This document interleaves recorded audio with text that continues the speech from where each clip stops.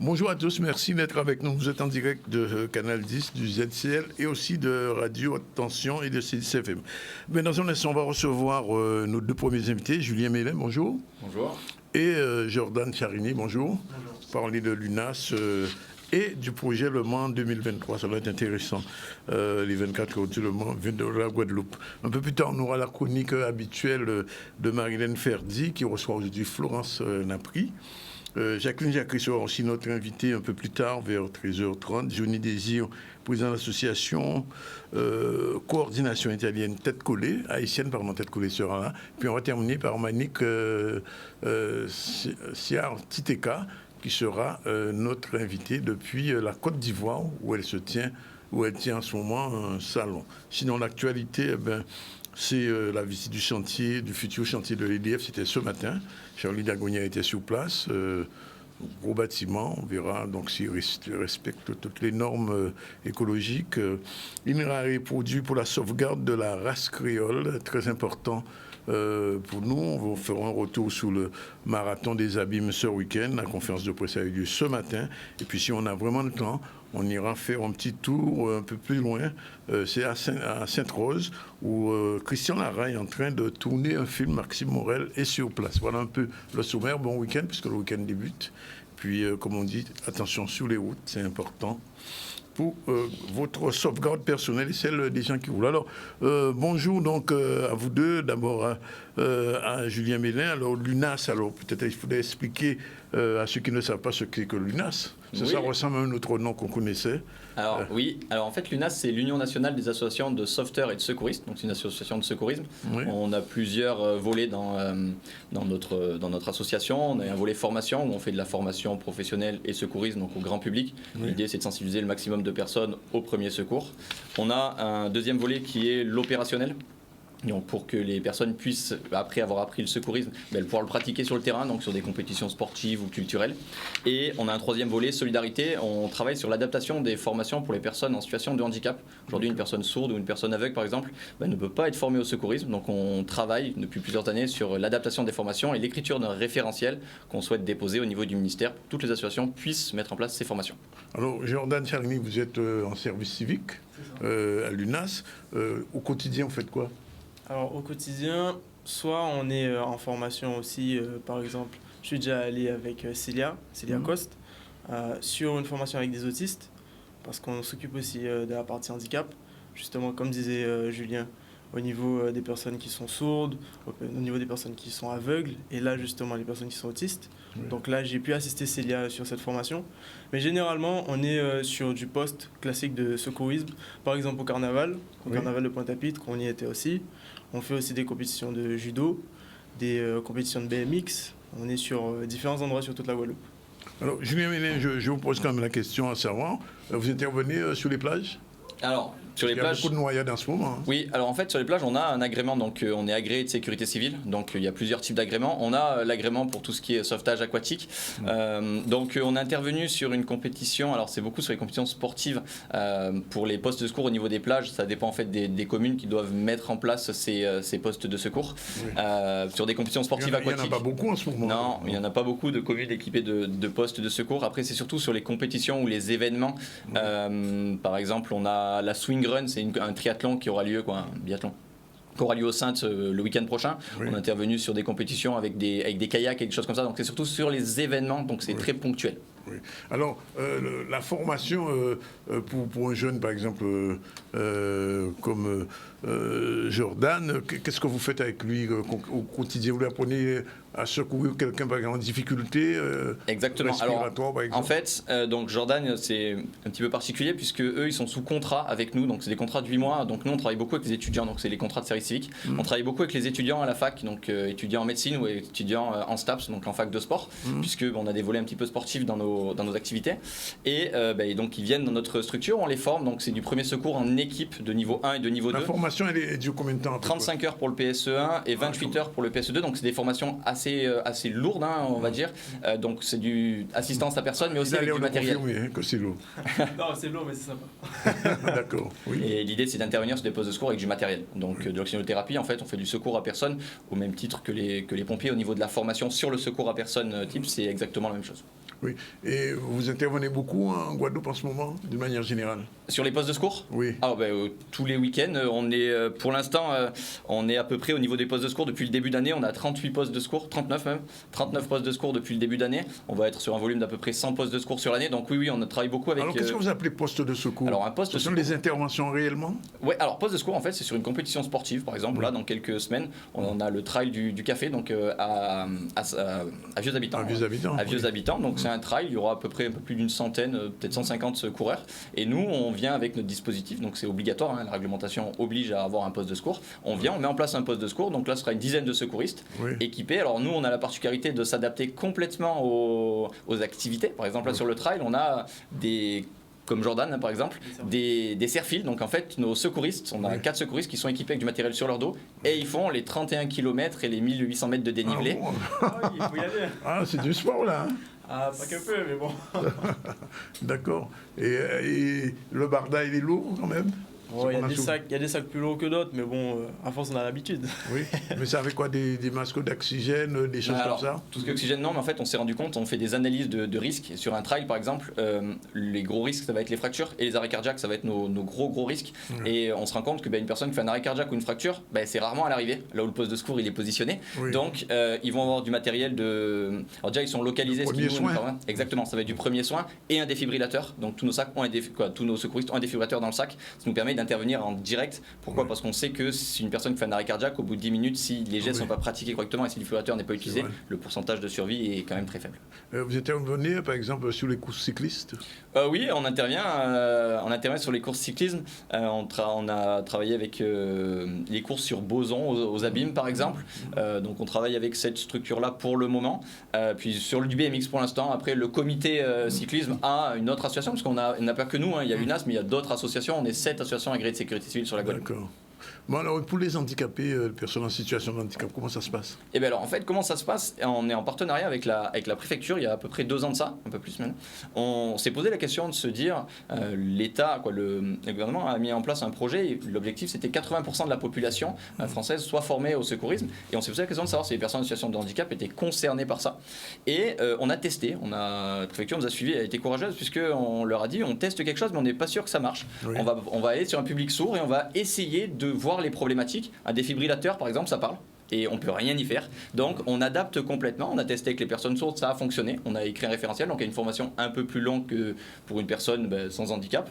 On a essayé avec les personnes aveugles, ça fonctionne aussi très bien. Et là, on s'attaque depuis quelques semaines avec les personnes en situation d'autisme, avec une adaptation complète des supports, en travaillant avec des médecins, par exemple, ou des référents handicap pour l'adaptation des supports.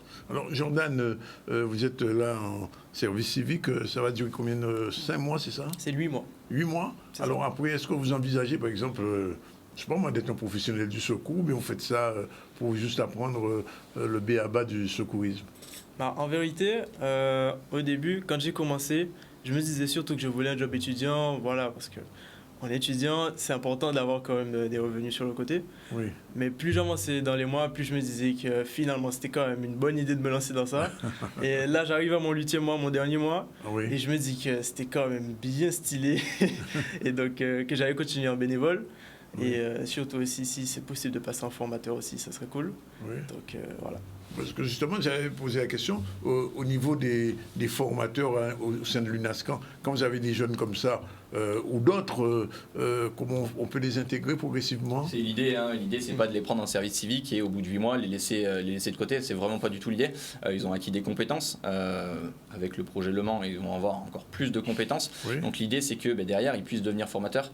Donc pour ça on a des formateurs de formateurs au sein de notre équipe. Il y a des formateurs de formateurs. Exactement. Et donc l'idée ça va être justement dans la continuité, de les former en tant que formateurs pour qu'ils puissent transmettre. Donc c'est vraiment cette idée. Et au niveau du bénévolat, ils ont des compétences. On va avoir de nouveaux services civiques qui vont arriver en octobre. Ils vont être un petit peu leur tuteur d'une certaine manière, parce que ils connaissent. C'est comme ça va se passer, Jordan? Oh, mais ça va se passer super bien. On a déjà commencé à les intégrer au fur et à mesure. Enfin, des personnes qui commencent à faire les formations. Oui. On les voit de temps en temps parce qu'ils vont passer sur les postes aussi.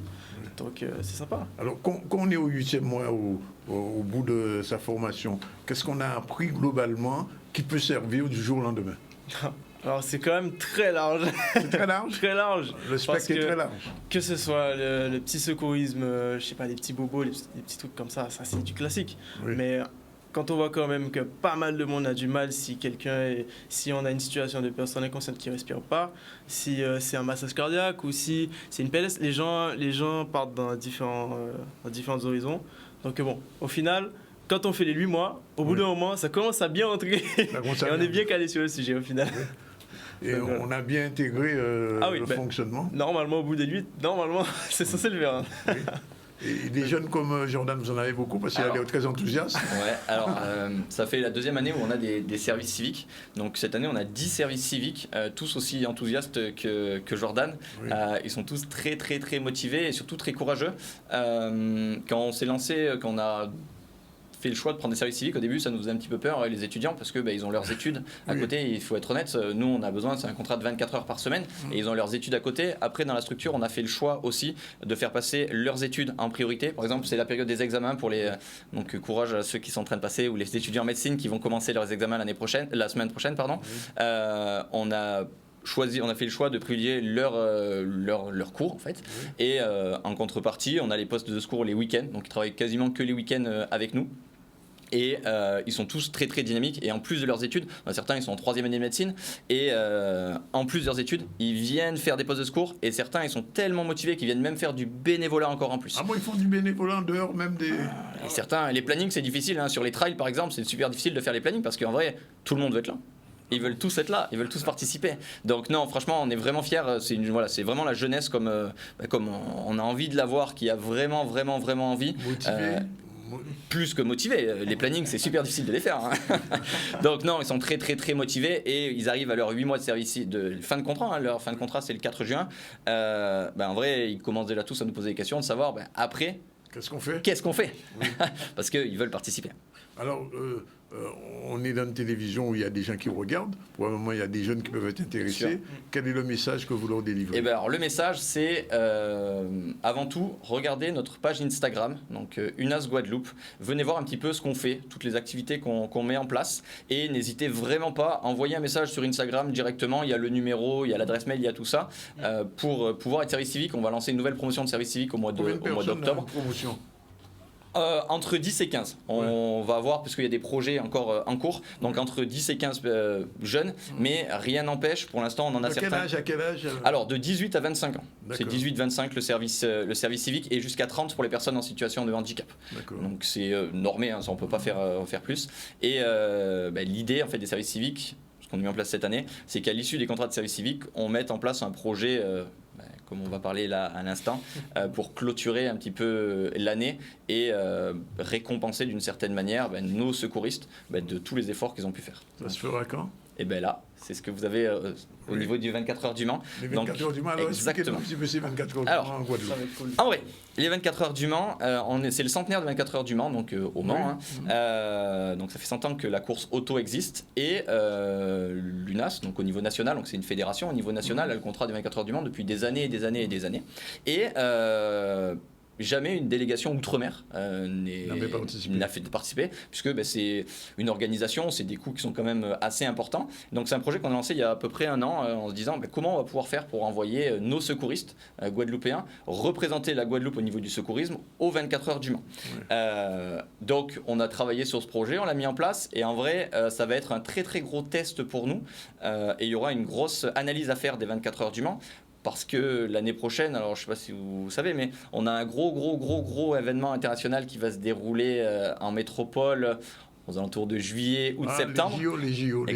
Exactement. Et l'UNAS a une partie des postes de secours sur cette compétition, sur cet événement plutôt. Et notre idée, c'est de se confronter un petit peu à un événement international. Aujourd'hui, on a l'habitude de faire des postes de secours au niveau local, avec une quinzaine de secouristes. Là, les 24 heures du Mans, c'est un peu plus de 300 secouristes et 300 000 personnes. C'est des dispositifs, on n'a pas l'habitude. Du transport de victimes, on ne sait pas faire, on ne le fait pas ici. Donc, c'est un premier test, et une grosse récompense aussi pour nos secouristes qui ont été efficaces cette année, qui ont été bénévoles, qui ont vraiment voulu nous aider. Donc, on envoie 15 personnes. Dans Jordan ou pas ? Jordan oui, il faut. Et puis Jordan, en plus, il a la particularité, mais il a jamais pris l'avion. Donc c'est notre. Ah bon ? Et ouais, là j'arrive à mes 20 ans. Dans quelques jours, là, j'ai jamais pris l'avion. Donc, Oui. là, c'est quelque chose d'incroyable. Mais pour la formation sur les 24 heures, c'est tout à fait particulier là. Alors en vrai, donc ils sont PSE1, PSE2, premier secours en équipe de niveau 1, de niveau 2, ça c'est un acquis. En plus de ça, on veut essayer, puisqu'en arrivant au Mans, on arrive quelques jours avant pour pouvoir être briefé et un petit peu formé sur place. Mais l'idée, c'est d'utiliser aussi les compétences locales. Par exemple, à la fin du mois, on va faire un exercice avec les sapeurs-pompiers, donc le SDIS des abîmes, justement pour le transport de victimes. Nous, on ne sait pas faire. En métropole, on a des associations agréées de sécurité civile qui ont des véhicules de transport de victimes. Donc, on transporte jusqu'au CHU. Et ici, on n'en a pas et on ne sait pas vraiment faire. Donc, on prend contact avec les compétences locales, avec nos pompiers, pour qu'ils puissent nous briefer, nous entraîner un petit peu, pour qu'on arrive au Mans avec des compétences supérieure à ce qu'on a aujourd'hui. Oui. Donc 15 jeunes qui vont partir. Quelle date? Alors, on part du 5, donc leur service finit le 4. À partir du 5, ils sont bénévoles. Donc, ils montent dans l'avion le 5 avec nous. Oui. Et ils y restent du 5 au 14. Du 5 au 14. Donc, c'est une semaine cette année. Donc, c'est 24 heures. Mais il y a énormément d'événements qui vont avoir lieu autour. Et l'idée, c'est que derrière, s'ils veulent prendre des vacances en métropole, c'est l'occasion, ils sont déjà. Donc, ils restent sur la métropole pour découvrir, pour certains. Et ça préfigure déjà les JO. C'est ça, en fait, l'idée, c'est vraiment de se tester. Mon idée à moi, au niveau de la structure, c'est, avant d'envoyer du monde sur cet événement, c'est de voir un petit peu nos compétences, nos lacunes, et nous laisser 1 an pour pouvoir se préparer correctement à cet événement qui va être encore plus grand que les 24 heures du Mans. Méga événement. Hein. Ça sera un événement énorme, très très grand, qui sera dispatché sur toute la métropole, donc avec des postes de secours très très spécifiques. Donc voilà, l'idée du Mans, c'était se confronter à un événement international en prévision de 2024.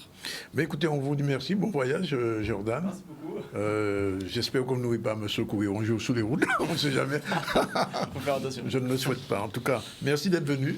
Merci à vous. Ça. Et puis, vous avez donné le contact sur l'Instagram de l'UNAS, les jeunes qui sont intéressés. Il n'y a que 15 places, c'est ça? Oui, mais il y a plein de places de bénévoles et on peut leur faire passer des formations et tout ça. Donc il y a 15 places de service civique, mais derrière, il y a plein d'opportunités à côté du service civique. Bon, just do it, comme on dit sur Nike. Visite du chantier, futur EDF, on revient à l'actualité avec le Jordan de la réalisation, Charlie Dargunia. C'est un projet quand même que nous avions lancé quand j'étais maire de Bémao depuis tantôt. On a commencé par la pépinière quand même Audacia de l'autre côté du service technique. Nous avions, je le dis, acheté ces 27 hectares de terre et je peux dire que j'ai eu beaucoup de pression pour ne pas les acheter. Et je me rappelle avoir dit que je ne veux pas hypothéquer l'avenir des jeunes bémarossiens guadeloupéens. Nous avons eu cette idée et je tiens à saluer un peu mon directeur de cabinet, Tézi Bernadotte, qui s'est impliqué matin, midi et soir pour ce projet avec d'autres personnes. Et aujourd'hui, après avoir bien consulté, après avoir travaillé, visité des technopoles à l'extérieur, nous avons voulu, sur ces 25 hectares, avoir notre petit Silicon Valley, je le dis comme une petite défense, avoir vraiment une technopole qui sera gérée par un organisme, un groupement, qui restera, je le dis effectivement, sur l'égide de la ville de Bémao, accompagné par la région Guadeloupe, le département. Mais ce qui est important, c'est qu'ici, ce sera vraiment un centre d'affaires où les nouvelles technologies seront implantées. Et aujourd'hui, c'est une visite que nous faisons du siège de EDF qui va regrouper plus de 350 personnes. Sur le site, nous aurons un peu plus de 350 salariés qui travailleront sur tous les corps de métier de notre entreprise. Et ce sont des salariés qui travailleront dans de très bonnes conditions au sein, bien évidemment, de cette technopole Audacia, qui a été développée, initiée par de nombreux partenaires, au premier rang desquels le président Harry Chalus, la région Guadeloupe, bien évidemment le département avec Guy Losbar, la mairie de Bémao avec Madame Polifonte, et puis l'ensemble des parties prenantes, y compris les partenaires financiers qui ont permis de boucler le finage financier de ce projet. C'est le premier projet post-Covid de cette envergure en termes de partenariat public-privé, puisque c'est un projet à 30 millions d'euros. C'est un bâtiment aussi qui est innovant, parce que c'est la première fois qu'on descend à 2 niveaux de sous-sol pour faire des parkings, de façon à limiter l'emprise foncière. Donc c'est d'une première en Guadeloupe. Et surtout, c'est un bâtiment qui sera certifié BREEAM, donc ce qui est en fait un label de haute qualité environnementale, et donc qui est l'excellence en termes de bâtiments et de chantiers qui limitent l'impact sur l'environnement. Nous avons une action de formation qui est permanente chez GTM. On accueille des jeunes toute l'année. c'est dans le cadre de l'insertion sociale. Que ce soit obligé dans le cadre des marchés publics ou pas, nous formons naturellement des jeunes. Ici, nous avons formé 12 jeunes avec un taux de réussite à l'issue de la formation de 91%. C'est-à-dire qu'on a 11 jeunes sur 12 qui finissent leur formation au bout de 4 mois avec la possibilité d'intégrer l'entreprise. Donc ils sont tous travailleurs maintenant, qui ont terminé leur stage chez GTM et ils font du coffrage, du ferraillage et tout un tas d'ouvrages. Donc sur ce chantier d'EDF qui est emblématique, on a besoin de leur contribution.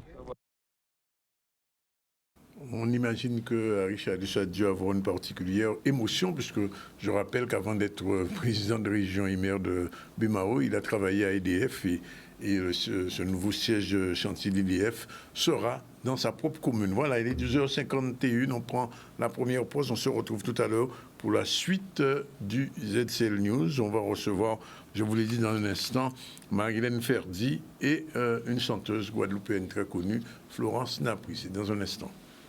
Voilà, c'est déjà la deuxième séquence du ZCL News et là on a avec nous deux femmes. Madame Ferdi, bonjour. Bonjour Danick. Très souriante. Très souriante. Qu'est-ce qui se passe? Non, j'étais surprise de voir que vous avez réussi à prononcer mon nom et pour ça je vous félicite. Vous voulez vous appeler Marlène ou un truc comme ça? Ou Arilène? Notre invitée est morte de rire, si on peut l'avoir avec elle, elle sait pourquoi. Et je salue donc Florence. Bonjour. C'est la première fois que je la vois, je ne la connaissais pas. Oui, c'est ça, non, on ne s'est jamais rencontré auparavant. Bon, absolument. Bien, welcome. Alors, tout de suite, on va parler un petit peu cinéma avant votre chronique, vous permettez quand même? Ah ben, super. Dès lors qu'il s'agit de cinéma, vous pouvez y aller, et encore plus quand c'est Christian Lara. Oui, et on ne va pas faire de cinéma. Voilà, c'est parti. Il y avait un reportage ce matin, puisque Christian Lara est en train de tourner un film qui s'appelle L'Homme au bâton. Alors, L'Homme au bâton, c'est un livre qui a été écrit par Ernest Pépin il y a quelques années. Alors, je ne sais pas s'il s'en a inspiré, parce que L'Homme au bâton, c'est une vieille tradition guadeloupéenne aussi, d'hommes qui venaient embêter les femmes, harceler les femmes avec un bâton. Alors, on ne sait pas si c'est un vrai bâton ou si c'est autre chose. En tout cas, on l'appelait L'Homme au bâton. Oui, bon. J'ai compris. Je crois que vous insistez beaucoup sur le mot bâton. Et je crois que c'est L'Homme au bâton, le nom du film. Vous avez compris? Bon, je ne dis pas davantage. On regarde le reportage. Le cinéma, c'est une vitrine pour l'étranger et un miroir pour les Guadeloupéens. Ce qui amène ce film-là est particulier parce que dans ce film, nous avons créé ce que nous avons appelé la passerelle culturelle. C'est-à-dire cette passerelle culturelle, c'est lors des Sotigui, nous avons initié cette passerelle qui permet de faire venir des comédiens, des guest stars africaines. Par exemple, nous avons des Burkinabés, nous avons un Malien qui sont en tournage avec nous. Et lors de ce tournage, à ce moment-là, comme ils interprètent de vrais rôles, parce que ce n'est pas de la figuration, de vrais rôles, à ce moment-là, nos films à nous pourront être vus en Afrique.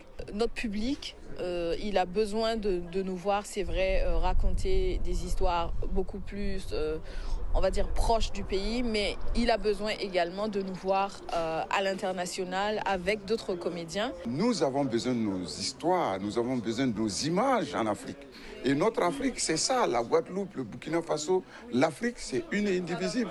Et il faut qu'on se ressource à travers nos us et coutumes, nos traditions.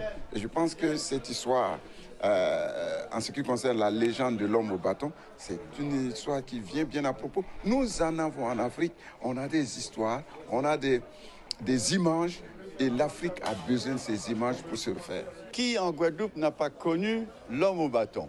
C'est-à-dire que moi, je me suis posé la question, mais pourquoi cette histoire a imprégné l'esprit des Guadeloupéens? Et j'ai cherché. Moi, je pensais sincèrement que c'était un vrai fait divers. C'est-à-dire quelque chose qui s'était réellement passé. Mais je vous laisse la surprise de voir. Et je crois bien qu'en développant cette culture, nous allons développer aussi notre économie. En développant cette économie, j'aurai du boulot parce qu'en faisant un film, cela permet de connaître la Guadeloupe.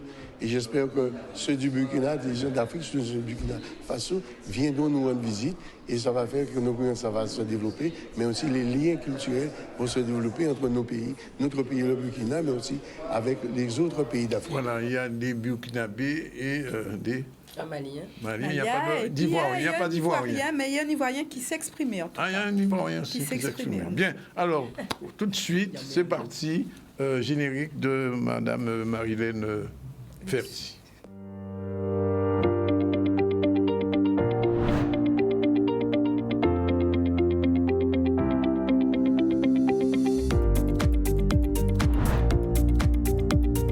La chronique Culture et Cinéma News, c'est tous les vendredis à 13h dans le ZCL.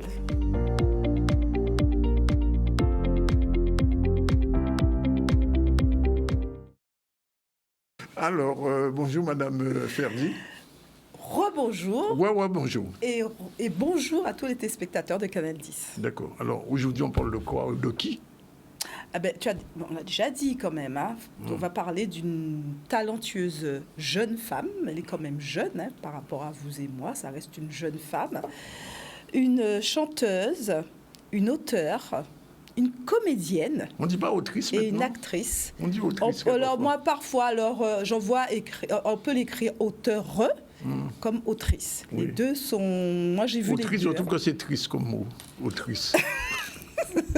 Bon, on va revenir à notre sujet parce que je peux vous dire que concernant notre invité, il y a beaucoup de choses à dire et on n'a pas beaucoup de temps. Oui, allez-y. Alors, ce que je peux dire, c'est que notre invité fait partie de ce qu'on appelle la génération Y. Ce sont les personnes qui sont nées en 1980-90.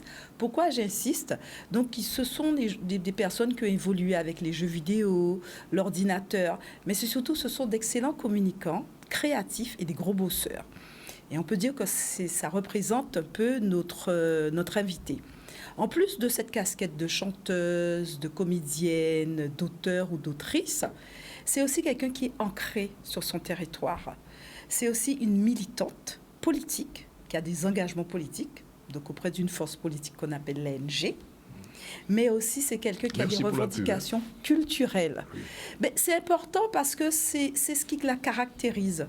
Et que tout le monde se souvient de cette fameuse minute du CAC et de ce travail qu'elle a fait avec son collectif de militants en résistance. Mais on va remonter. Donc, Florence a toujours aimé chanter, depuis sa plus tendre enfance. Mais au départ, il n'était pas question pour elle d'embrasser une carrière dans le milieu de la musique. Déjà, ça ne faisait pas partie de la culture familiale.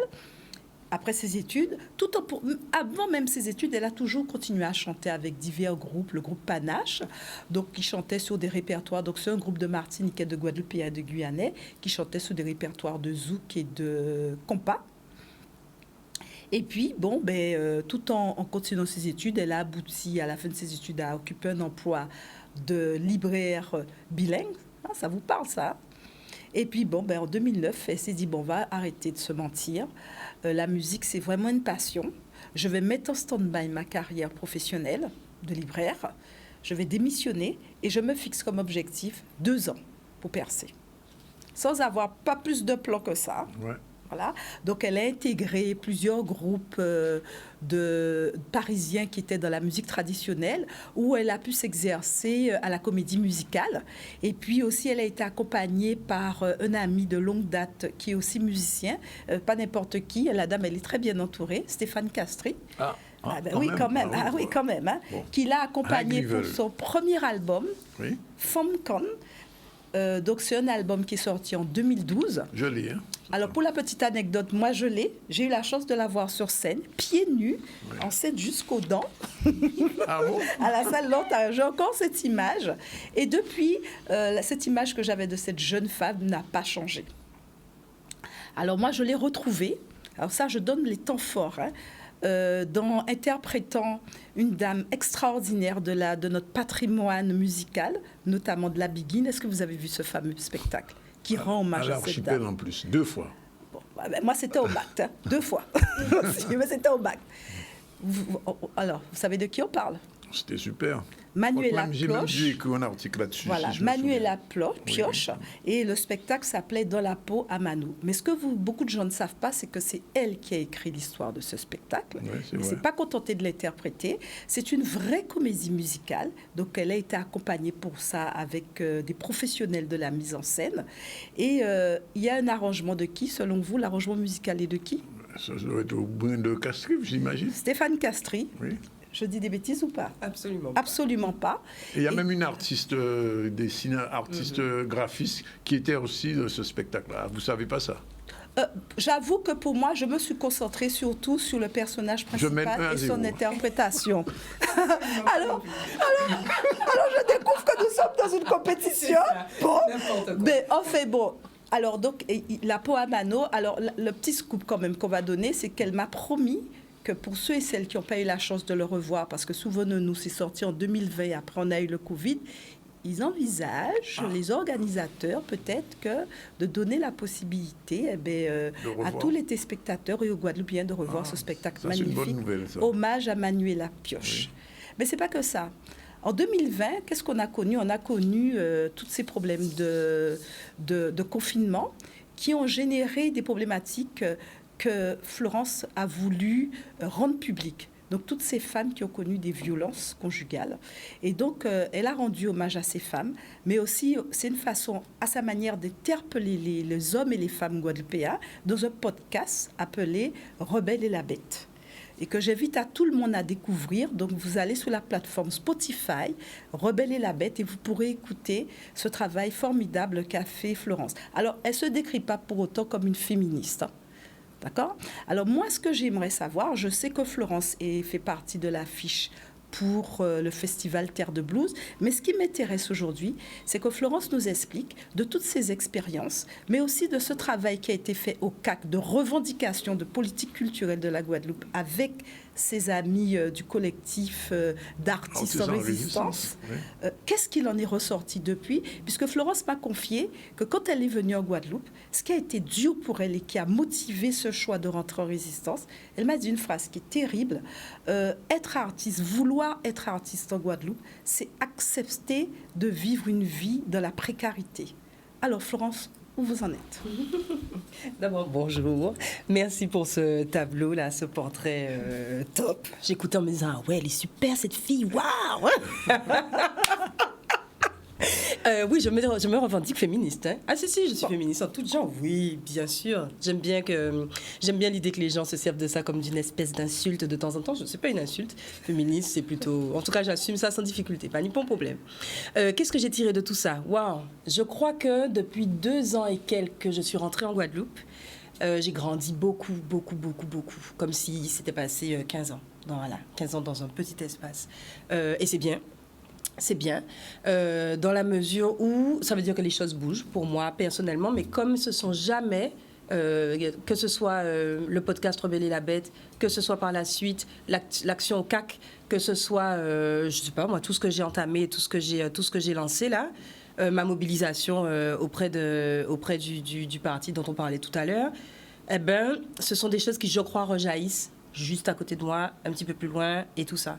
Donc ça veut dire qu'il y a quelque chose du mouvement que j'avais déjà ressenti, qui grouille là chez nous depuis un certain temps, qui continue à se manifester, et ça me fait plaisir, ça me fait croire que je suis sur un chemin qui me convient en tout cas, et qu'en panier d'autres bitem pour faire qui continue à avancer.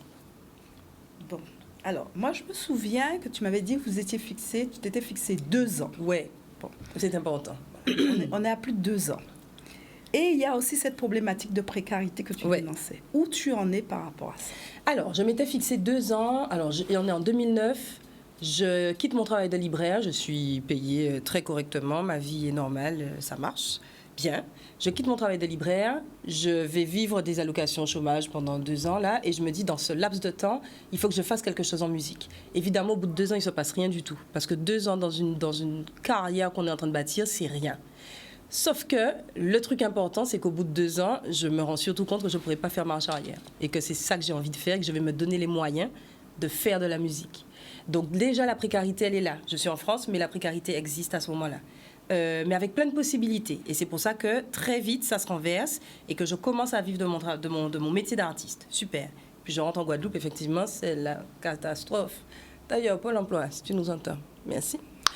C'est compliqué, hein? Ah, va falloir qu'on en parle. C'est très, très, très compliqué. Toujours compliqué? C'est toujours très compliqué. Après la lutte que vous avez menée, alors, les lignes n'ont pas bougé? Non, les lignes n'ont pas bougé. Soyons honnêtes, les lignes n'ont pas bougé parce que la lutte qu'on mène, c'est vraiment un truc de fond. C'est tout un travail de fond à imaginer. C'est qu'est-ce qu'on veut pour nos artistes ici en Guadeloupe? Qu'est-ce qu'on leur propose? Quels sont les moyens qu'on met à leur disposition? On parle du régime d'intermittent. Pour les musiciens, on n'est pas très nombreux à profiter de ce régime-là ici en Guadeloupe. C'est dur d'y accéder parce qu'on pense le territoire comme étant petit. et faire 507 heures, c'est-à-dire, je sais pas moi, jouer 4 fois par mois sur ce petit territoire tel qu'on le visualise, ben c'est énorme, c'est énorme. Donc quand on est un chanteur lead, même si on a l'amour du public, l'amour incontestable du public, ils vont pas venir toutes les semaines nous écouter, nous donner les... C'est pas possible, c'est pas possible. Est-ce qu'on envisage de changer ça, modifier ça, proposer d'autres solutions? Il y a des choses qui se font. Je crois qu'il y a un dispositif qui s'appelle Café Culture qui permet que les petits endroits, comme les restos, puissent embaucher des artistes et leur payer des cachets. On ne va pas rentrer dans les détails, mais voilà, leur payer des cachets, c'est déjà un très bon début, plutôt que de leur fourrer un petit marché imbattable, parce que c'est plus simple en vrai. Mais ce n'est pas comme ça que ça devrait marcher. Donc il y a des dispositifs qui sont mis en place, il y a des choses qui se font, mais c'est lent. Le temps de l'homme apparemment n'est pas le temps de tout le reste. Donc mon cher, il faut prendre ça en compte. N'empêche, oui, ça reste vraiment, vraiment, vraiment difficile. Et il faut avoir... c'est comme s'il faut avoir un petit esprit sacrificiel quand même pour se jeter dans ça. Moi, je n'ai pas l'impression de l'avoir, l'esprit sacrificiel. Donc, j'attends le moment où faire de la musique me rendra heureuse autant sur scène que dans mon compte en banque. Parce que je suis sûre que je mérite ça et pas que moi. Que les artistes qui se donnent à fond et qui sont tellement nombreux dans ce pays-là méritent d'être récompensés pour ce qu'ils font, pour ce qu'ils offrent et d'être boostés pour pouvoir donner plus, encore et encore. Alors, je vais juste rappeler, donc elle a parlé du dispositif de Café Créole. C'est un dispositif régional, Café Culture, mais il existe aussi un autre dispositif, et ça, je lance un appel à tous les employeurs, à tous ceux qui recrutent, que ce soit des personnes privées pour un mariage ou des professionnels, des administratifs. Il y a la plateforme qu'on appelle Guzo, aussi. Voilà, qui vous permet de pouvoir rémunérer nos artistes en correctement. Absolument. Alors, je vais quand même dire à nos téléspectateurs qu'il y a aussi le Conseil régional s'est engagé pour pouvoir négocier, alors pas seulement pour la Guadeloupe, parce que c'est le cas pour tous les territoires dits d'outre-mer, de négocier, de pouvoir adapter ces fameux statuts d'intermittence, ces fameux volumes d'heures à faire pour nos territoires, parce que c'est vrai que ce dispositif, il est fait pour des territoires à l'Hexagone en France et pas pour des petits territoires tels que la Guadeloupe. C'est ça. Tant qu'on continue à les penser petits, en tout cas, ça ne peut pas fonctionner. Si on s'imagine qu'on va s'exporter, faire venir, etc., ça peut fonctionner. Mais il faut que tout le monde s'engage vraiment dans quelque chose de beaucoup plus profond que juste raboter des petites choses, faire une petite rallonge. C'est pas ça. L'idée de prendre le Centre des Arts et de créer le CAC, c'est vraiment de pousser tous les acteurs concernés, politiques et acteurs culturels, à refondre, à inventer une politique culturelle digne de ce nom, digne de nous. Alors, j'ai vu le spectacle dans la Poule de Manou. Et je pose la question toujours, chaque fois que je reçois des beginners ici, qu'est-ce qui fait que la begin en Guadeloupe n'a pas la place qu'elle mérite dans l'univers musical guadeloupéen, même au niveau du public? Je ne parle même pas des médias. Il y a un musicien d'Amprobe l'autre jour qui me disait, et Willy Salcido m'a dit la même chose, il me disait que c'est la faute des médias aussi. Oui, je pense que les médias jouent leur rôle dans la diffusion de médias. Je ne sais pas s'il n'y a que ça. Quand vous me posez la question là, ça fait bizarre le vous. Je repense à cette polémique du Zouk là dernièrement. Un tel a dit des choses sur nous, c'est inadmissible. Et en même temps, nous, qu'est-ce qu'on fait? Comment est-ce qu'on le valorise ce Zouk? Est-ce qu'on le valorise? Et pour moi, c'est pareil la Begin. J'ai l'impression elle n'est pas valorisée, pas suffisamment. Non, elle n'est pas valorisée, mais elle a même quelque chose de très poussiéreux dans notre imaginaire. La Begin, c'est vieux, c'est là-bas, ça ne nous concerne plus. Et moi, je trouve ça dommage. La musique, elle est vivante tant qu'on la fait vivre. Quand je reprends les morceaux de Manuela Pioche, dont plusieurs sont des begins, avec 2 violoncellistes, on en voit un à l'écran. Salut Rodolphe. Donc 2 violoncellistes, un bassiste, un batteur, et qu'on réinvente cette musique-là. Mais c'est pour l'offrir au public, non pas dans une version moderne, parce que si je dis ça, c'est comme si j'estime que c'est effectivement vieux, il faut dépoussiérer et redonner de l'éclat. C'est pas ça. C'est remettre dans les oreilles des gens que la begin, ça déchire, et que c'est à nous d'en faire quelque chose qui déchire encore et encore. C'est comme la langue. Voilà. La langue, une fois qu'on ne la parle plus, on peut considérer que c'est une langue morte. Tant qu'on la parle, elle s'enrichit de nouveaux apports, ça crée des polémiques. À part qu'on s'aille dit ça, à part qu'on s'aille écrit ça, mais langue là qu'à vivre. Oui. Et pour même musique là, c'est même bitel. Parce que j'ai vu une fois au CAC, qu'on vous a transmis. Un flambeau. Comment on appelle ça Le flambeau. Ou le flambeau de la Biguine. Absolument. Oui. J'ai reçu le flambeau de la Biguine de la part de Winnie Kaona. Pas de Mouna. Le Winnie Kaona. Le Winnie Kaona. Tout à fait. Oui. Effectivement. Parce qu'elle elle aussi, elle estime qu'il y a quelque chose qu'il faut qu'on garde en vie. Elle l'a reçu de Monde de Rivel. Oui. Elle estime qu'il faut qu'elle passe le flambeau. C'est la transmission. C'est la transmission. Oui. Et elle s'est dit que probablement, par la suite de mon travail autour de Manu Lapioche, parce que je porte quelque chose de fort concernant la culture de ce pays-là, elle s'est dit que je serais tout à fait indiquée pour continuer à porter ça. Et, mais est-ce que les musiciens, par exemple Stéphane ou bien d'autres musiciens, ils ont envie de créer des... Mais je suis sûre que oui, dans l'album de Stéphane, qui s'appelle Bastry Thérapie, il y a de la biguine. Il y a de la biguine. Moi, j'en mets tout le temps de la biguine quand je fais dans la biguine, en tout genre. Oui, oui, bien sûr. Il y a Mage qui porte la biguine. On a l'impression qu'elle est toute seule. Voilà, donc il y a des gens qui... Ronnie Théophile aussi. Ronnie Théophile, bien sûr. Et là, on ne peut pas oublier Ronnie Théophile. Je vais quand même ajouter bien que sûr.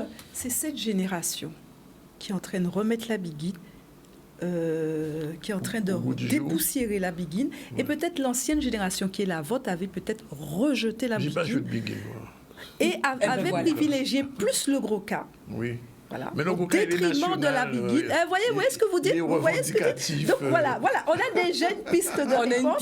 Et cette génération qui est la génération Y, au contraire, ils ont remis la biguine au goût du jour. Et en effet, Bastry Thérapie a dans ses sonorités garde cette sonorité biguine. Et pas que Stéphane Castro. Non, Alain Jean-Marie aussi. Alors, Alain Jean-Marie, c'est plus votre génération.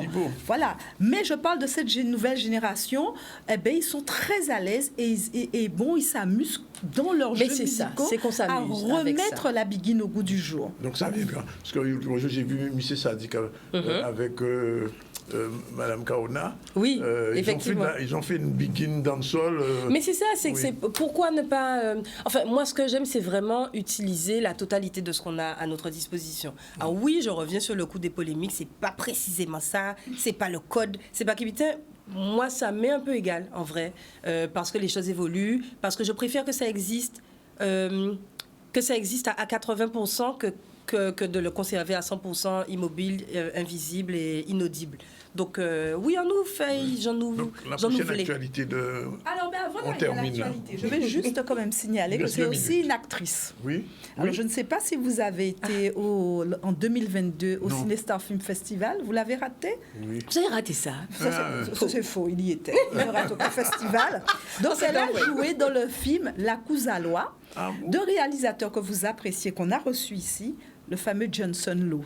Oui. Qui aime l'univers fantastique. Complètement. Donc, réalisé en Guadeloupe avec une distribution 100% guadeloupéenne et bien sûr une coproduction de Caribbean AF, ce collectif de professionnels, donc, et un jeune que vous aimez beaucoup, spécialiste du son. C'est l'expert son en Guadeloupe en matière de cinéma, Steve Lancastre. Voilà. Et donc, on revient sous ton actualité, Florence. Donc, on a dit que tu fais partie des têtes d'affiche pour Terre de Blues, mais pas que. Alors, non, pas que, mais autour de ça, alors, Terre de Blues, je suis ravie. Ouh, Terre de Blues. Je suis ravie parce que c'est une opportunité de m'adresser à plein de gens que je ne connais pas et qui ne me connaissent pas. Donc, voilà, je prends ça comme un challenge et comme un super terrain de jeu. Voilà, c'est comme ça que j'aborde ce concert-là. Et autour, c'est l'occasion de faire des choses et notamment de ressortir de la musique. Parce que quand on va sur mes réseaux, il y a de fortes chances qu'on tombe sur l'album Funcon, qui a déjà 11 ans. Le temps passe. Ouais. Voilà. Ensuite, il y a des petites choses. Il y a Lien éternel par-ci. Il y a un super morceau de Stéphane Castry qui s'appelle Pamoli. Il y a le duo avec Dominique Coco, Artiste Résistance, #Artiste Résistance. Mais moi, je n'ai pas de sortie de projet. Donc, il y a Dans la peau de Mano qui va arriver dans quelques temps. Mais très imminemment, de façon imminente en français, dans très peu de temps, vous aurez un titre. Chanter, voilà, je dis chanter. Et juste après, vous aurez très probablement un bel album. Alors, comment s'appelle le titre Chanter quand même? Il s'appelle Chanter. Chanter? Il s'appelle Chanter. Simplement. Ouais. Mais sinon, en attendant, on vous donne tous rendez-vous à Terre de Blues. Le 28 mai à 18h. 18h. Donc, à 18h. En live en plus. En live. Donc, soyez là à 18h. On sait que 18h, c'est là, tout le monde peut arriver, mais à organiser les autres pour arriver. 18h, 28 mai, ce sera à Murat. Je suis déjà contente, j'ai plein d'idées, plein d'idées. Et si on arrive à tout mettre en place, tout le monde devrait être ravi. Merci, Madame Ferdi. Merci à vous et surtout merci à toi, Flo. Merci beaucoup. Et merci, Flo. Merci. Allez, à bientôt. À bientôt. Et bonne santé. Merci. Voilà, on prend la deuxième pause. Voilà, nous sommes avec vous et nous allons terminer un instant avec Madame Jacqueline Jacquerie, qui est présidente du CIPN. Bonjour. Tout le monde qui a gardé ZCL. Et Monsieur Johnny Désir, président de Tête Collée, association haïtienne. On en parle dans un instant. Mais pour l'heure, on parle tout de suite en Côte d'Ivoire. En Côte d'Ivoire, pourquoi? Parce que notre chroniqueuse du vendredi, je vais parler de Manick, se trouve là-bas pour un salon du livre. Manick, bonjour. Bonjour Danick, bonjour. J'espère que vous m'entendez bien. Oui, comment ça se passe là-bas? Oh, c'est juste exceptionnel. Oui. Un accueil digne de ce que nous pourrions faire également si nous recevions une délégation venue d'ailleurs. Oui. C'est vrai que nous sommes vraiment très très bien accueillis. Un salon qui, avec beaucoup de visiteurs, notamment énormément d'enfants. Et c'est vrai que le format du livre audio, en tout cas, est accueilli à bras ouverts. Alors, quelle heure il est en ce moment en Côte d'Ivoire? Alors, on a 4 heures de différence, il est 17h30. Ah, 17h30, et quelle est la température à peu près? Comme ici, comme en Guadeloupe? Comme ici, alors il fait beaucoup plus chaud parce que on n'a pas de vent dévalisé. Oui. Et c'est on est arrivé en pleine période des pluies, donc le temps est très très lourd et très humide. Vous êtes dans quelle ville exactement, Manick? Alors on est à Trècheville. Trècheville, c'est un quartier d'Abidjan. Oui. Un quartier, mais quand même qui représente 1 300 000 habitants. Oui, quand même. Donc, oui, quand même. C'est-à-dire qu'on peut y mettre plusieurs fois la Guadeloupe. Oui.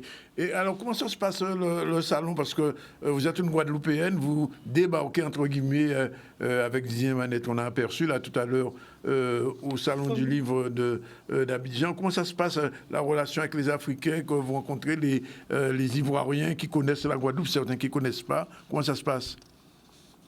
Alors, il faut savoir que c'est notre deuxième participation. Et c'est vrai que dès qu'on est arrivé, alors le retour, c'est « Ah, Manick, tu es revenu ?» Donc, les gens se souviennent déjà de notre passage de l'année dernière. Et l'accueil est exceptionnel, c'est-à-dire qu'ils nous accueillent comme leurs frères et sœurs. Hein. C'est un retour sur la terre-mère, parce que l'histoire est ce qu'elle est et on la connaît. Et alors, les références de la Guadeloupe et de la Martinique, ils les ont, puisque le zouk... on peut entendre du zouk sur le salon du livre.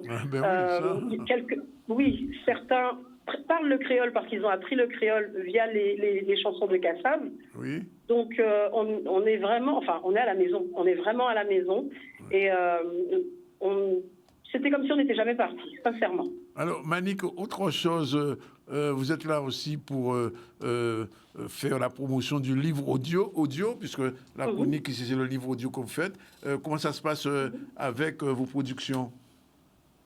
Alors ça se passe très très bien, c'est-à-dire que ce qu'on propose, on a proposé un atelier qu'on proposait déjà l'an dernier, c'est-à-dire que les adultes et les enfants ont la possibilité d'être en lecture immersive, c'est-à-dire qu'ils écoutent des histoires en direct.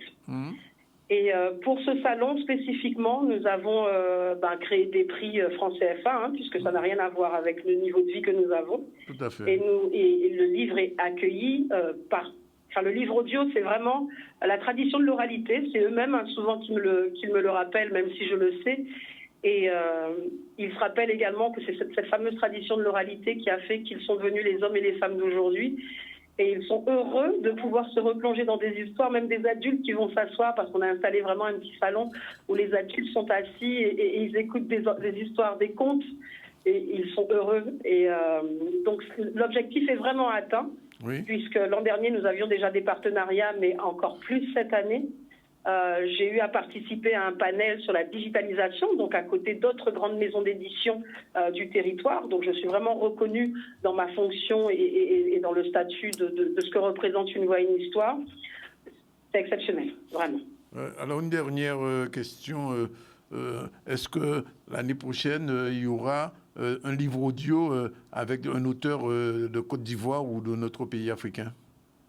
Il y en a déjà. Il y en a déjà? Il y a déjà, oui, il y a déjà, oui, puisque nous avons signé des partenariats. C'est-à-dire que nous avons signé avec... La Côte d'Ivoire fonctionne en association. Oui. Nous avons signé avec la plus grande association d'éditeurs de livres. D'accord. Donc ce sont des éditeurs qui sont réunis ensemble. Et donc, Une Voix, une Histoire, nous sommes le partenaire exclusif, puisque nous sommes les seuls à le faire. Nous mettons en voix les livres qu'ils m'envoient.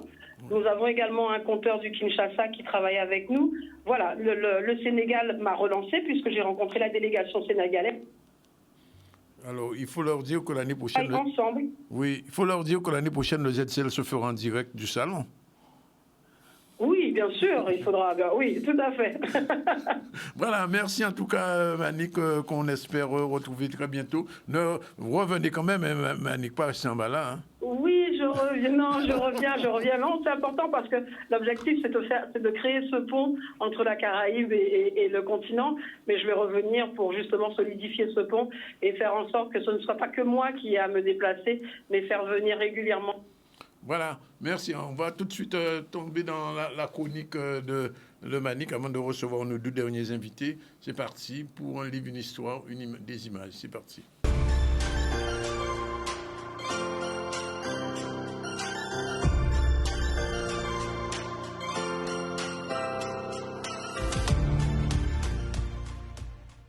Maman cherche le secret. Les bœufs tranquilles hochent la tête en souriant. Ils ne connaissent pas le secret. Les mangues pèsent lourd aux branches feuillues des manguiers. Leurs joues rougissent. Elles ne connaissent pas le secret.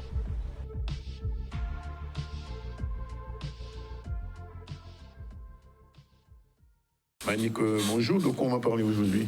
Alors, de qui? De qui? Oui, tout à fait. Alors aujourd'hui, nous allons faire un plongeon dans le passé avec un auteur, donc George Cox, qui a publié un ouvrage qui s'appelle Souvenirs d'antan de la Guadeloupe et qui nous permet, donc, comme je disais, de faire un plongeon dans le passé. C'est un recueil donc de poèmes écrits en prose et en fait, il nous permet, en tout cas aux nostalgiques et à ceux qui souhaitent redécouvrir ou découvrir la Guadeloupe, d'antan, tout à fait, de pouvoir donc se balader dans différentes scènes de vie. Donc c'est vrai que ça va être l'occasion de pouvoir redécouvrir le port de pêche, les lolos, et également différentes scènes de vie avec les animaux, le cochon, les bœufs, tout en sachant qu'on sait très bien ce qui se passe avec le cochon à la fin de l'année. Oui. Donc c'est en tout cas un ouvrage qui permettra à tout un chacun de se dire ah ouais, la Guadeloupe elle était belle, elle est encore belle parce qu'il se passe encore de jolies choses, mais c'est vrai que c'est l'occasion de redécouvrir et d'avoir un autre regard sur cette Guadeloupe qui a fait vibrer nos aînés. Et nous avons donc proposé un extrait normalement qui fait 6 minutes, mais là on a raccourci pour l'émission. Tu l'as raccourci? Oui, on a raccourci. Mais on écoute tout de suite. Tandis qu'aux Saintes, terre de haut et terre de bas, sous les cocotiers valsés par la brise, une petite chaumière reçoit les attentions particulières des palmes qui lui font de l'ombre, lui serrant la main en guise de fidélité pour ralentir les érosions du temps. Certains, assis, raccommodent de longs filets, concentrés comme une cicatrice sur la blessure, ils ne parlent pas. L'exercice n'est pas difficile, c'est le devoir, le vis-à-vis de la vie, quand Dieu demandera des comptes pour son héritage, le fruit du ventre. Une femme, assise sur une chaise, berce sur ses genoux un petit enfant au gré des blagues viriles que se partagent les hommes, dont la tonalité et la musicalité mélangées de rire compliquent le sommeil juvénile. Mais la visée est bon, les paupières trop lourdes finiront par céder. Qui dans l'embarras, petite dodo, papa pas là, c'est maman tout seul qui dans la misère. La la la la la la la la la la la la la la la la la la la.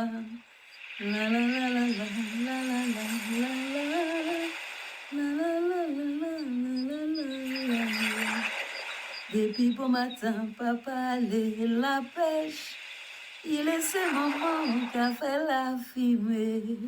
Depuis bon matin, papa allait la pêche.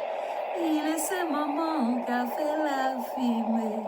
Petite dodo, papa pas là. C'est maman tout seul qui dans l'embarras.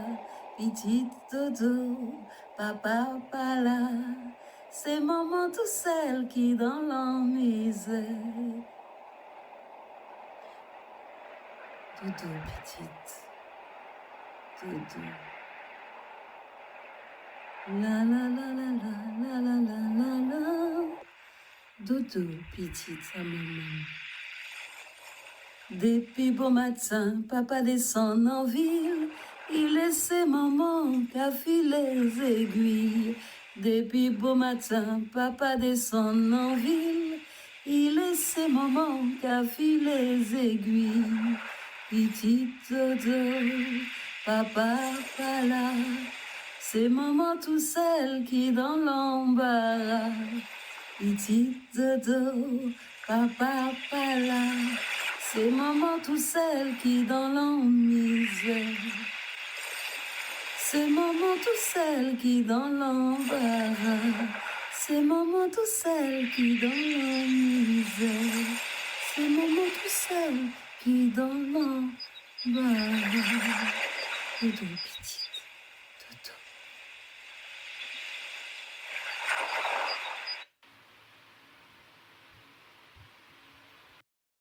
C'est une petite chansonnette que j'ai entendue dans mon enfance. Tout à fait. Alors, c'est vrai que c'est un livre audio très particulier parce qu'on a vraiment voulu plonger les lecteurs, enfin l'auditeur, dans les bruits d'antan. D'où cette chanson, puisque c'est une femme qui attend les pêcheurs sur le bord de mer avec son enfant et qui lui chante une petite berceuse pour qu'il puisse s'endormir. Et c'est vrai que ce livre audio, en tout cas, on l'a tout d'abord pensé en podcast. Oui. C'est pour un podcast. Alors, pour le principe du podcast, en fait, c'est des mini-épisodes. On pourrait dire que c'est une série, en fait, hein, si on devait rapprocher au monde de l'audiovisuel. Ça permet donc de susciter, en tout cas, l'intérêt, parce que ça peut être un livre audio qui va durer très, très longtemps. Mais on s'était dit que là, le découpage et la façon dont George Cox avait écrit cet ouvrage-là, il permettait de le découper en série. Et c'est comme ça que chaque petit épisode, c'est une nouvelle scène qu'on découvre. Et là, ce qu'on vient d'écouter, donc c'était un matin en bord de pêche. Et le livre est déjà disponible ? Le livre audio n'est pas encore disponible. Les podcasts le sont déjà gratuitement sur notre page Instagram, donc uniquement sur les réseaux. Nous avons dû refaire un travail d'édition et de production avec Florence Napri, puisqu'au départ c'était ma voix, ce qu'on vient d'entendre là, c'est ma voix. Et ensuite j'ai travaillé avec Florence justement pour qu'elle puisse reprendre la totalité et qu'on puisse voir comment toujours là sur la plateforme on le présente à nouveau en série. On rappelle le nom de l'ouvrage ? Les souvenirs d'antan de la Guadeloupe, écrit par George Cox. Merci. Manick, et à très bientôt. À bientôt. Bye.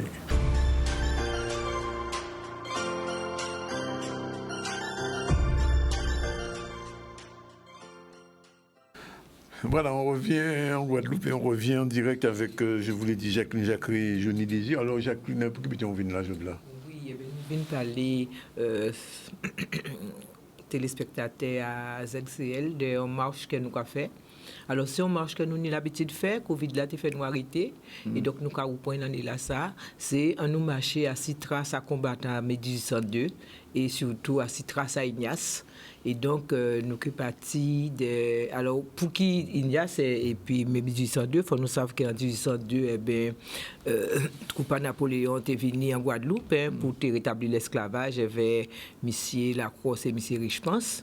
Et donc, les ancêtres en nous qui connaissent la liberté depuis 1794 refusaient ou entrer en Bajouk. Et donc, ils ont décidé de lever. Ils ont décidé de lever Djibout pour combattre troupe Napoléon. Et donc, c'est comme ça, eh bien, ils ont trouvé dans cette situation-là, ils ont Delgrès, Signas et puis un certain nombre de grands militaires prennent tête à la rébellion-là de façon à ce qu'ils ont dit non et oui à la liberté et à la dignité. Alors, ou pas venir tout seul, ou venir même si jeudi des opportunités? Absolument. Alors, non seulement nous venons vers Guioni, mais on vient aussi dire que nous pas tout seul au niveau ACIPN. Donc, permettez-moi avant de laisser Guioni la parole de dire les associations et organisations qui travaillent avec nous. Donc, nous ni l'ANG, nous ni Voukoum, nous ni Tête Collée, bien entendu, nous ni les Amis de la Santé, nous ni la CGTG, l'Étoile du Carmel, NAM, Agir en Citoyen, Céréales, Mounkika et FKNG. Donc, toutes ces associations-là, nous avons travaillé ensemble depuis 2016 à peu près, 2016-2017, alentour à projet-là, qui sont très, très belles marches. En quel essai, Yoni dit des mots, et puis que vous venez assis. Alors, je dis merci de les vignerons. Alors, pour que vous l'année là, ça, à pas première année. C'est première année, je crois, vous avez la machine là, ça? Non, pas du tout, puisque nous là depuis dès le départ. En tant que président Tête Collée, là, vous voyez, Jacqueline criait moi, il dit moi, mis un projet en fait qui a été mis en place. Donc, en tant qu'haïtien, on pas dit non, parce que là, on a regardé bien en fait, dans certains parallèles entre ça qui était passé en Guadeloupe en 1802 et ça qui était passé en Haïti en 1802, parce que c'était le même combat là. Évidemment, Haïti, nous d'autres aboutissements, mais combat là, à la base, c'était le même combat là, pas tenu de combat. Donc, c'est en lien en âge. On y en a effectivement.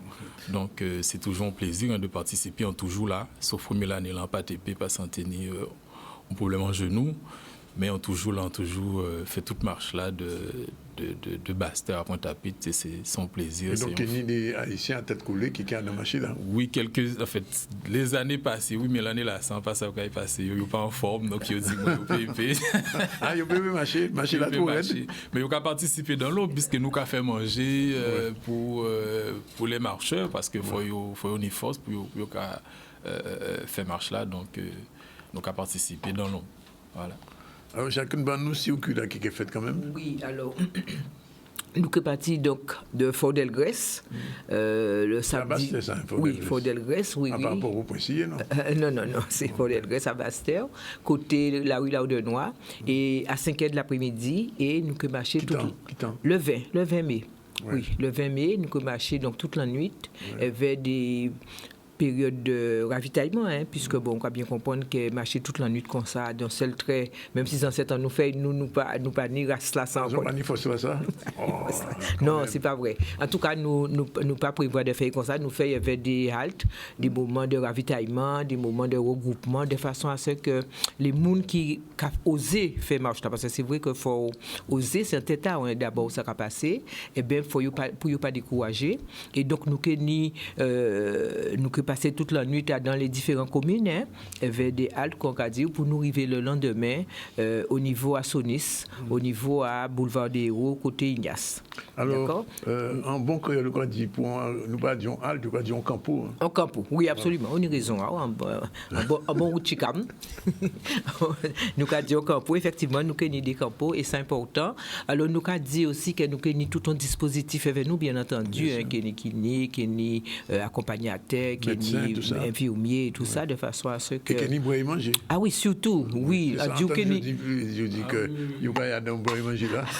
Ah non, qu'il y a un ravitaillement, tout le monde habite là. Et d'ailleurs, on a profité pour moi remercier nous ACIPN toutes les communes qui ont accepté d'accueillir nous et nous pas là dans ravitaillement là. Donc, en cité, commune Goubert, commune Trois-Rivières, commune Goyave, Capester et Petit-Bourg, Bémao et Zabim. Voilà, d'après moi. La Pointe?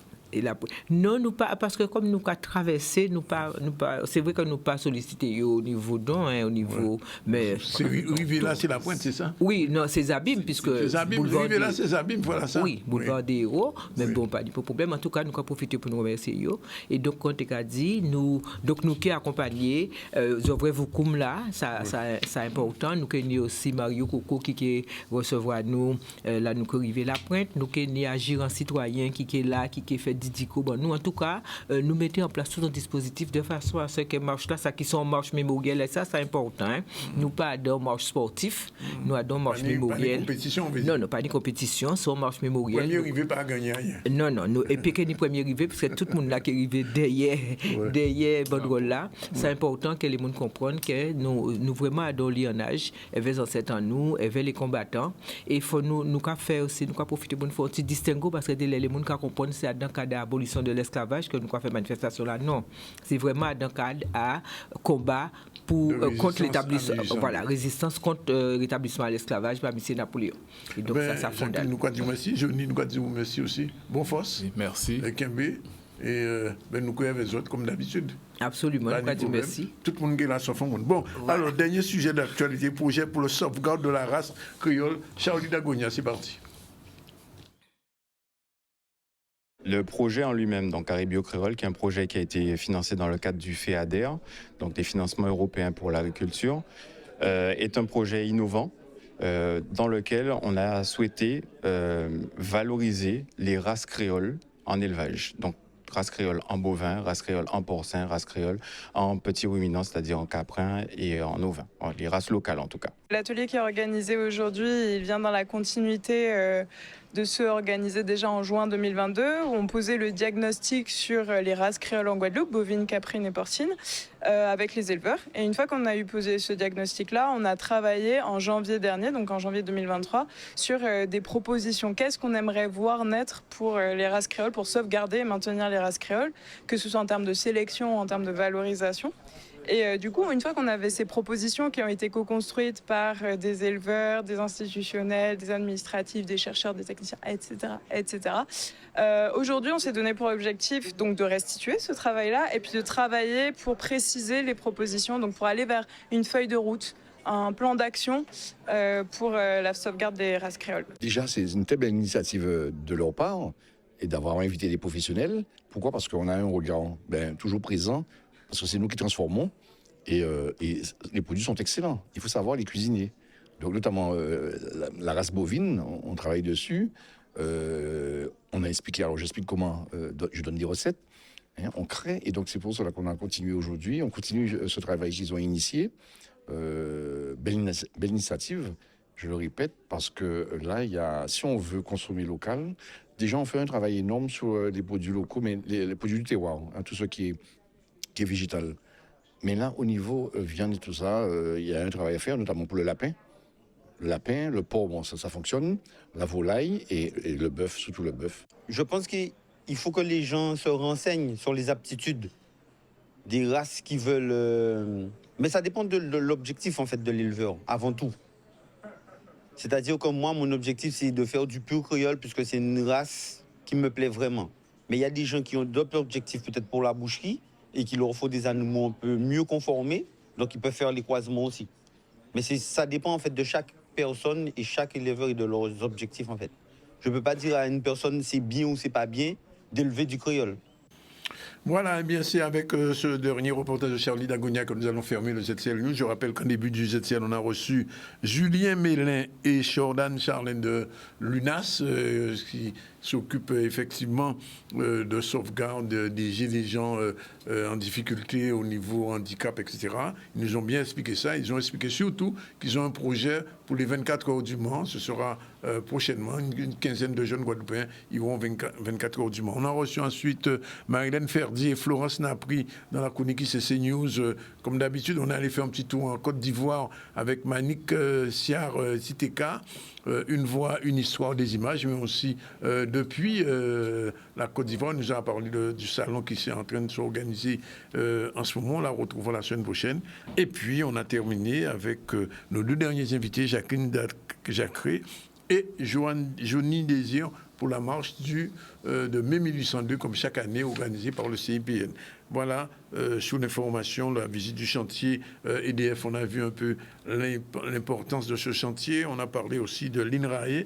Et nous sommes allés faire un tour à Sainte-Rose pour la conférence de presse du lancement, non pas du tournage du film, qui s'appelle L'homme au bâton de Christian Lara, qu'on aura l'occasion de recevoir ici très prochainement. Voilà, c'est fini pour aujourd'hui. La réalisation était faite par Jordan et avec son assistante Njoana, et nous on vous salue, on vous dit bon week-end, pas laguer, et faire attention à ce là, route là, pas que pour le monde n'est pas roulé avec l'alcool en bouche azote. Je sais bien que ça n'a pas qu'à fait. Et je rappelle quand même une dernière information, que nos deux coachs, je vais parler de Sabrina Garçon et Siana Diochou, seront le 13, c'est-à-dire demain, à Petit-Bourg, à partir de 9h le matin jusqu'à 16h. Et il y aura aussi un masterclass dans l'après-midi. Alors, si vous n'êtes pas encore inscrit, voilà, c'est fini pour aujourd'hui. On vous salue et puis, bon week-end.